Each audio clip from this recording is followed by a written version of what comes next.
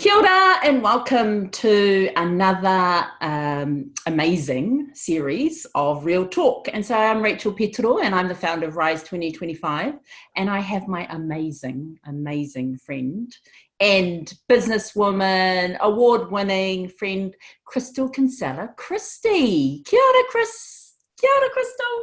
Kia ora. Well, g'day, as we say here in Australia. Yeah, g'day. And hey, lots going on across Australia around Indigenous. Some, I think, really, heartfelt around what's happened in terms of all the fires. And then the other side was Australian Day and people standing up and, really talking to that topic. What's it been like for you? Yeah, it's been an interesting month because there's been quite a lot of divide, but there's also been quite a lot of people coming together. We've seen a lot of people come together because of the bushfires, but we're still seeing such divide when it comes to whether or not we should celebrate Australia Day on the 26th of January, whether it's Invasion Day, whether it's Survival Day, and whether we can actually forge a path to true reconciliation between the people and Australians here. Wonderful. And I know you're a big advocate for Indigenous business, and women. So let's get into that. Let's get into the real talk. So really, I think first and foremost is just around your Indigenous Aboriginal heritage. Where does that come from, Kristal? Yeah, so both my maternal grandparents are Aboriginal.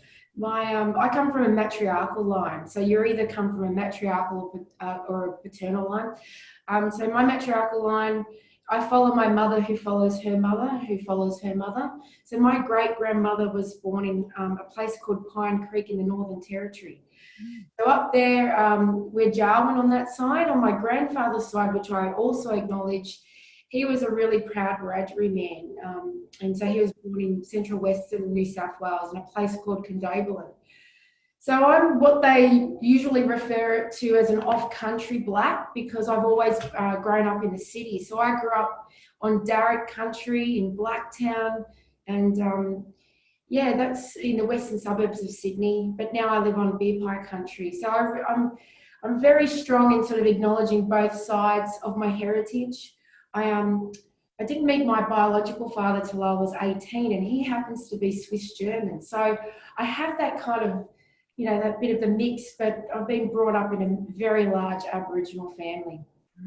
Yay. And thank you for sharing that with us. I think it's really important that we, self-identify in this space. And what I'm really excited about, Kristal, is the work that you're doing in procurement, especially around the government contracts that are now, being awarded. And I know that your organisation as well has been awarded a lot of that. And we'll get into that. But first, my really first question is around what are your cultural beliefs around, or what have you been brought up with around money and financial well-being?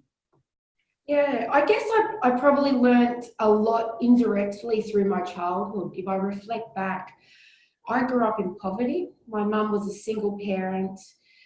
She was on welfare. Obviously, she had me and my older sister. We both didn't know our fathers. We've got different fathers. And we were just on absolute struggle street. And I can recall all of the times when, we'd have to walk to a different family member's house because we didn't have petrol in the car to be able to drive somewhere, just to borrow, some money to get us by till the next pension day. And so, and then I watched my mum as well go through a lot of challenges when it came to alcohol and gambling. And to me, I couldn't understand a lot of that. But as I got older, I started to see all the things that I didn't want to be part of my life. And so money became something that was really precious. It brought independence, it brought security. So for me, learning from that, I guess I've always wanted to make sure that I have enough to look after myself. To me, that I have my own money, because to me that's about being independent, not relying on a welfare check or relying on government or relying on a man either to actually you know, support me. So to me, I guess my beliefs around it is, you know, that it's precious in the sense that it buys independence, it buys security so that you can care for yourself and care for your family.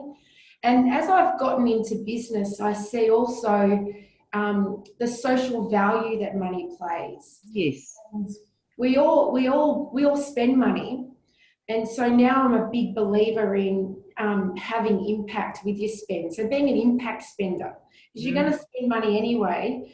Why not spend it in a way that has social value? And by doing that, what I mean as an example is buy from Indigenous businesses or buy locally. So that money goes back into where it's going to have a great value and a great social impact. Impact spender. I love that. I've actually borrowed that term off one of my friends named Matt, so I can't own that, but it's stuck with me ever since I met him. Yeah, great. And yeah, kia ora, Matt. Great insights there, and something that we can all take away. And so that's really what the series is about, is to open up the conversation. I like talking about it, because I think if we don't talk about it, then how are we meant to get through that struggle? And you know, hopefully through this, it's the start of a conversation. So are you in circles? So now let's move forward into where you are now. So explain to everyone what your business does first. Yeah, so IPS Management Consultants is a professional services business. We have probably 4 key service lines. We service government at all levels, state, federal and local, and also the corporate sector and not-for-profits. We work in policy and evaluation.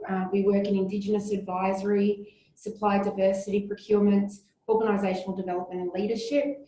And they're probably our key specialities. And yeah, I mean, probably one of the things that we're known a lot for is our work in the Indigenous business and procurement space. So we have business advisory services where we're actually working directly with the Indigenous businesses around their capability. We also work with other small businesses. And then we work on the flip side of that, of working with the corporates and governments around how to best engage with Indigenous businesses, how to implement a supply diversity or Indigenous procurement program. And yeah, it's a sort of full suite of services around that. Yeah, and you forgot to mention that you've been winning awards for all of your work. We have. So the last 2 years in a row, we've won the Certified Supplier of the Year award. And I've also personally won some awards. So I was the Supply Diversity Advocate of the Year in 2017, the New South Wales Aboriginal Woman of the Year in 2017. Last year, I won the Indigenous Defence Leader of the Year for my work in the defence sector. And I was also recognised on the Australian Financial Review's 100 Women of Influence. Yeah. Doesn't it? Yes. And you know, I really think that that's important to recognise as a Aboriginal, as an Indigenous woman, that when one Indigenous woman rises, we all rise. Most definitely. For me, you've got to bring all the women on the journey with you. And so, you know, I do that by trying to engage other Indigenous women in the work that I do, either in subcontracting arrangements or even referring work to them, because there's a lot out there, you know, and we don't need to divide and conquer. We actually need to collaborate and bring it all together. Yeah, and I really think that that's a key word that I pick up as I, you know, am able to travel the world and connect with other Indigenous cultures, is it's not always about the competition. It's typically about the collective collaboration for all of us to be able to be successful. Would you agree? I would agree, most definitely. And we're seeing a rise of that in Australia. We've got a Strong Women, Strong Business network that has over 2,000 women that are a part of it, all at varying levels of business. So people in ideation, people at startup, to far more advanced businesses like myself. But, you know, we're there supporting each other and backing each other. And as I say, we are the sisterhood. You know, we have to back each other and have each other's back, elevate each other, encourage each other, and you know, just be there. Yeah, absolutely, absolutely. So you're in this, you know, I'd say fortunate place where you've worked hard to get to where you are. And so what are the practical things? So I want to talk about mindset first, because, you know, there's all the technical things that we can do, but what kind of a mindset do you believe we need to have in order to, you know, get up every morning and do the work that we do? And what do you do for yourself, Kristal? Yeah, I guess, well, drawing on what I do for myself, everything's connected. Your mind, your body, your spirit, all of that. And if that's not in sync, and if you're not looking after all of that, then you just don't perform well. So for me, it's about having a really good exercise regime. Like, I go to the gym every morning. It's about eating really well, because you've got to nourish your body so that it has the energy to be able to cope. And you've also got to have really clear goals around what it is that you want to achieve. Have a really clear purpose. But ultimately, what really has kept me going is self-belief. Like, if I don't believe in myself, nobody else would believe in me. And it's that constant self-talk to myself that always tries to look for the positivity in situations, tries to control how I react to certain situations, circle of influence, circle of concern. What can I actually really control? And so that really has driven, where I am. I used to be someone that suffered severely from depression and anxiety. And so for me, getting the head right, the body, all of that in sync, and really defining my purpose and having self-belief and being confident about it has really what's made me, never suffer again. And people will come on that journey because they'll see that, they'll feel that, they'll just feel it shine through you. Yeah, wonderful. And your, and thank you for sharing about, your depression and anxiety that came, and now you've sort of overcome that. So I think a lot of women will resonate with that. And one of the things with the Real Talk is really around let's let down the guard in terms of sharing with other women and through these platforms that it's not about being perfect. No, most definitely not. And, so many women I talk to, they suffer with imposter syndrome. They go, oh, I'm not supposed to be here. I'm not supposed to be doing that. And I always just say, you actually just need to stop and reflect internally. You know what your divine purpose is. Focus on that. Believe in yourself, your abilities, and what you're trying to do. And, if all of that's lining up, then you just got to push forward. You just got to push yourself forward to achieve it. Because as my grandmother always used to say to me, Kristal, no one will ever hand you anything on a silver platter. If you want it, you've got to go out and make it happen. And that's exactly what I've done. And that's the kind of mantra. You've got to have those mantras that get you up and get you fired up and get you moving. Yeah, absolutely. And as you think about, the audience who is watching this, and they're like, oh my God, look at what, Kristal's been doing, and what are the practical things that you will do on a day-to-day basis? I'm hearing lots of self-care, self-talk, self-confidence. What are the things that you would do practically on a day-to-day basis that have helped you to get to where you are in terms of financial well-being? I guess always having a budget is a good thing. I'm a planner as well, so I have to sit down once a day and I write down, what's coming up, the priorities. I'm checking in with that daily, working. I have a schedule. Yep. I live out of my diary. Everything has to be programmed in. Because I can deal with spontaneity and I can deal with surprises, but I actually like to be really well prepared, and I like to forward think about things in advance. So for me, if I think from a financial perspective, it's, I don't overspend. I live within my means.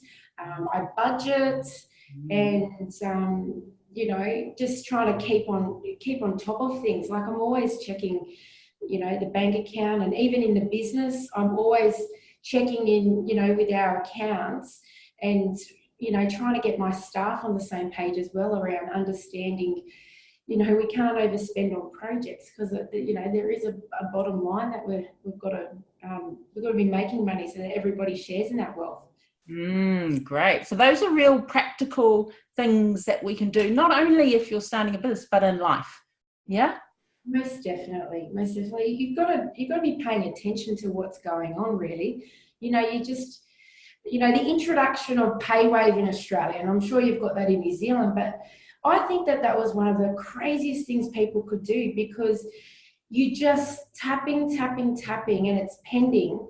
And, I've had so many friends that, they've spent beyond their means because of the convenience of this tap thing, and not really keeping track of what's going on. So, and there's some really useful tools that you can use in your banking apps these days. So I know in my banking app, I have the spend tracker, so I've got my categories of spend, so I can see if there's something uncategorized, I can categorize it, but I can actually look daily at what I've spent in that last week against each of the categories. If I've spent it on healthcare, if I've spent it on, travel or groceries, and that can help you to sort of work out whether or not you're in line with your budget. Yeah, and when you say you categorize, because I think everyone can do that in their online bank accounts, what do you mean by that? Yeah, just categorizing where your spend is going. So as I was just saying, you'll have a category of spend that might be on transport. It might be on, your travel. It could be on healthcare. So medications and medicines and things like that. What you pay on your rent or your mortgage, and insurances, all of those sorts of things. I have all those sorts of things categorized. Wow, look at that. So planning is a big thing for you. Scheduling is a big thing for you.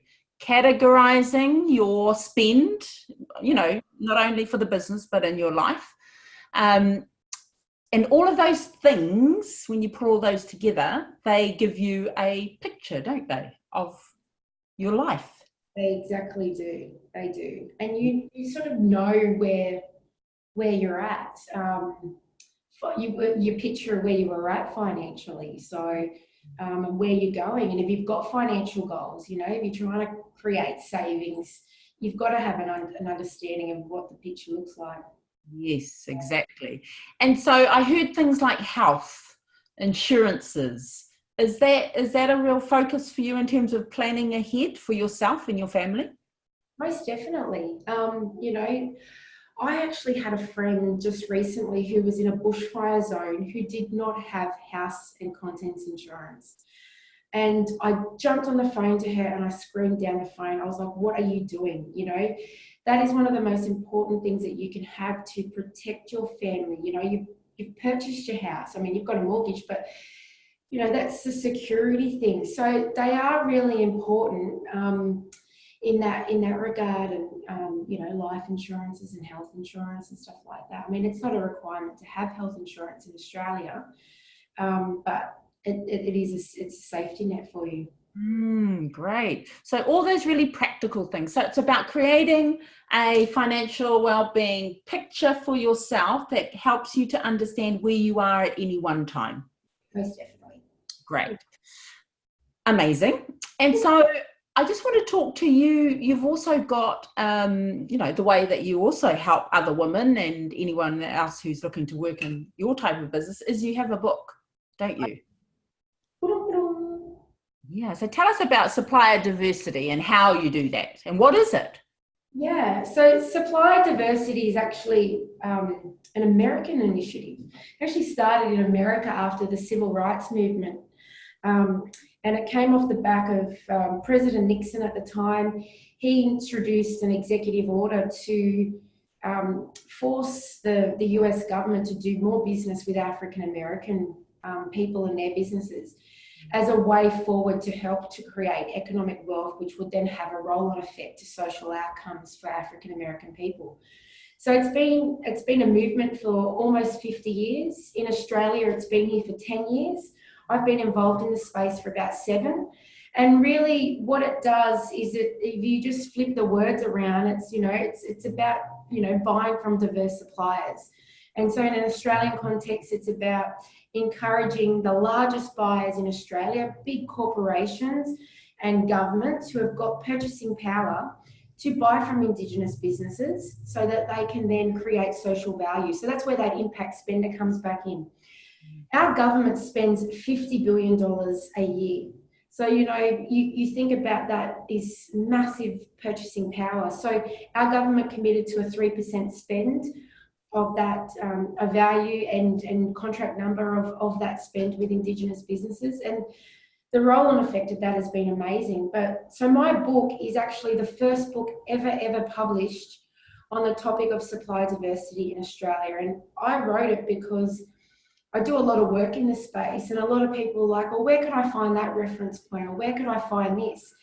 And there just wasn't any literature. And I thought, well, I've got to write a guide. I have to write a guide, a how-to guide, make it really simple. Everything in my head, what I preach and I, talk about, into a book that would be really easy to use and encourage people to do more business, make it really simple for them to do more business. And so, yeah, it's been going gangbusters. And, I had to go to my second print run of the book, which was fantastic. And just really, a whole lot of work has fallen off that. And what I'm just seeing is so many more people just wanting to engage in this space and realizing, even everyday consumers that I talk to are going, oh, actually, I could use an Indigenous business to buy gifts, just really simple stuff like that. So changing buying behaviours and getting people to really think about, if you're going to spend money, spend it wisely, but spend it in a way that has some social value. Yeah, wonderful. I love that concept. And I think, with women being the biggest consumer of products and services, trillions and trillions of dollars, I think it was $8 or $12 trillion we are responsible for. I mean, it's a big market. Most definitely. And, Indigenous women in Australia represent less than half of all Indigenous businesses. So there's a lot of focus on us in Australia and really trying to grow the sector and seeing more Indigenous women come into business, and which is fantastic to see. So, and I see all these amazing women, creating businesses to create their own job, to have that flexibility around their family. But they've got some really amazing quality products and services, which is fantastic. And I'm just hoping that through my advocacy that I can elevate those ladies and get, more people buying from them, so that, the wealth gets shared around. Yeah, absolutely. And your book, where can people get your book? They can buy it from my website. So if you search my name, or you search Supply Diversity How, you should be able to find the book, or go to ipsau.com.au and you'll find it. Yeah, perfect. That's great, Kristal. And, if you think about the topic of financial well-being, what I know from some of the work that I've done is that, financial well-being can be sort of 3rd or 4th or 5th or 6th down the ladder in terms of focus. How do you make sure, obviously you've given us the practical tips, but if you're just starting out, or even if you're not a business, what do you think are the main, I suppose, headlines for people, especially women, to think about when they are not only looking after family well-being, physical well-being, maybe spiritual well-being? How does finances and money fit into that overall, what I would say, more holistic way of looking at wealth? It's such a big question. I'm like, where do I start to answer that? If I just think back to myself when I actually first went into business, which was in 2015, and I went into business originally as a sole trader. I mean, that first year, I only earned $18,000. I had to actually go in and get a government benefit. It was the first time ever that my ex-husband had to pay me child support. And, you know, I'd left, an amazing big job to go into business based off personal circumstances. And, you know, at the time, I wasn't even focused on the money element. I was like, I'm going to be a businesswoman and I'm going to build a business. That's what I'm going to do. And I didn't really come in. I hadn't done any business planning. I hadn't really scoped out the market. I didn't really understand what services I was providing. So there was a whole lot of lessons learned because there's a whole lot of struggle that went on that particular year. So I guess, you know, what I would be saying to any woman that's thinking about business in that respect around the financial aspect is it has to be important, because yes, we can be in business because we love it, but ultimately if you're not making any money, you are going to find it really, it's going to be really hard, and you're not then able to achieve certain outcomes that you could achieve by making money. And it's not about being rich. It's about when you have an income and you're creating some wealth, then you're able to create jobs. You're actually then able to train people. You're actually then able to provide professional development and opportunities. So it's all those sorts of things. And then also when you're creating money, you're actually able to create space. And through space, you actually create flexibility to be able to juggle those family things, you know. And, you know, I can go to the kids' school and I can fit this in, you know, to do this or to do that. So having some of that in mind, I guess, just really helps.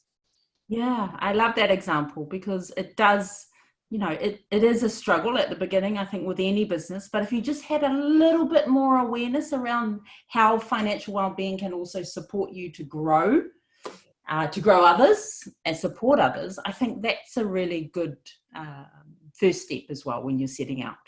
Most definitely. I learnt the hard lesson as well, if I just reflect on the business side of things, is, you know, when you're entering a contract with people, in my second year, you know, entering into a contract with somebody and not looking at, you know, the schedule of, you know, payment terms and, you know, finding myself between the first milestone payment and the second milestone payment being almost 6 months, and really struggling. And, you know, and that's just something really little that you can watch if you're managing and you read it. You got to, you know, really carefully read stuff and make sure that it's going to fit.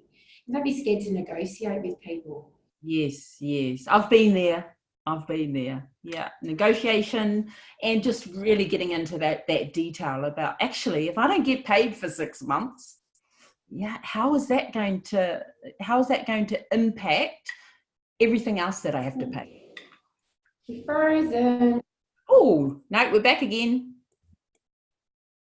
We had a little freeze moment there. Yeah, cool. Yeah, so is there anything else, Kristal, that you want to leave in terms of top tips or just wisdom for our audience? Well, it's just saying my internet is unstable. Let's see how we're going now. Can you still hear me? You're good. Okay. I guess through my own experiences, I would say that, you know, just because you're being successful and you're making some money, that doesn't make you a capitalist. And we don't need to be defined by disadvantage. And you can be successful as an Indigenous person in business. You know, we hear a lot, there can be a lot of lateral violence in Australia. I don't know if that's the same case in New Zealand, but a lot of lateral violence where, you know, minority versus minority and this pulling down because you start to step away and create a different space or a different life than what you're used to. I've experienced it with my own family. You know, as I said, coming from a massive family, you know, my mum was one of 10. I've got, you know, 40 first cousins. And to be one of the most successful in my family, and having this completely different life where I'm on planes and I'm doing this and I wear nice clothes. You know, people think that you've lost yourself, or you're not the same, or money's changed you.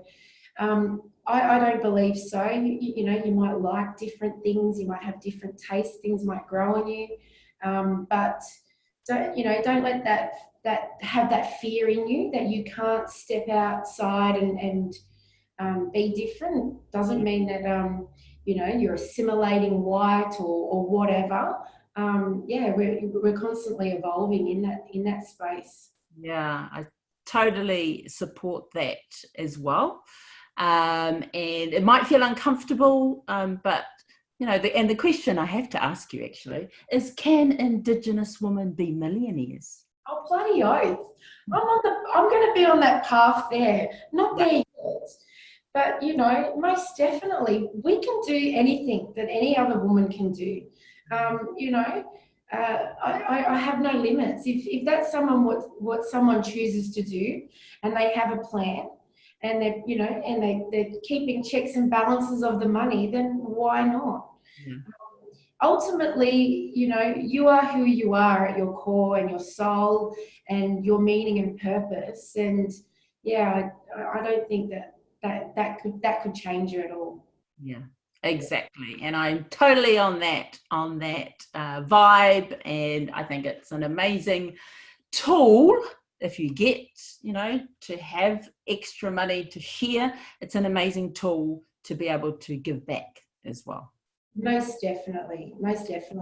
And for me, I feel like the best ways to give back is, through employment and training opportunities, by doing that, and creating spaces where people get to collaborate with you, and also sponsoring things that are close to your heart and have good meaning and are going to get a good outcome or a good return. Awesome. And so is there anything that you've got coming up this year that we can support you with? Well, I'm going to be delivering the very first Strong Women, Strong Business leadership program here in Australia. We're having a pilot at the start of March this year. It's very, very exciting. It's a brand new program. I think it's great for you all to know about it, and maybe this might be something that you might see fitting for you in your own places, in your own countries, your own spaces. Our program is very sort of cultural based, but also has that business acumen. It's coupled with that, and we explore a lot of issues around sort of the trials and tribulations that Indigenous women face, the walking in two worlds, and maintaining cultural identity, but working in a Western space. But that also, we've coupled that with some of the key sort of business stuff that you need to kind of drive yourself and drive your business performance and growth forward. So it's a leadership program unlike anything else, because we've written it from scratch. And I'm really, really excited. So we were able to secure a great deal with the Australian government, and rolling this out over the next 2 years is going to be phenomenal. So hopefully we'll get to share some of the insights and more about it in the future. Yeah, wonderful. Thank you for sharing that. I love that concept, as you know. And where can they follow you? Are you on Instagram or? I'm on everything. You can follow me on Twitter at Kristal_Kinsela, or on Instagram I'm Kristal Kinsela-Christie, and on Facebook I'm Kristal E. Kinsela. So yeah, you can find me. Awesome. And I'll make sure to post your links when I post your interview. And hey, as a Māori woman, as you talked about the sisterhood, that exists. It's sort of an unspoken language, I suppose. And so thank you for supporting World Indigenous Business Forum, coming to New Zealand, and supporting that whole social procurement movement that's here as well, and also for marrying an amazing Māori man from Te Arawa, Rotorua. I know. And also whakatohe from a Portuguese. So Yes. Oh, yes, of course. Amazing. So we are connected through our families and our cultures, and long may it continue, Kristal. most definitely. It's been a joy to meet you, and I look forward to continued collaboration. Absolutely. Okay then. Well, you go off. I know you've got a busy day, but thank you so much for taking the time to share. Thank you. Awesome. I'm just gonna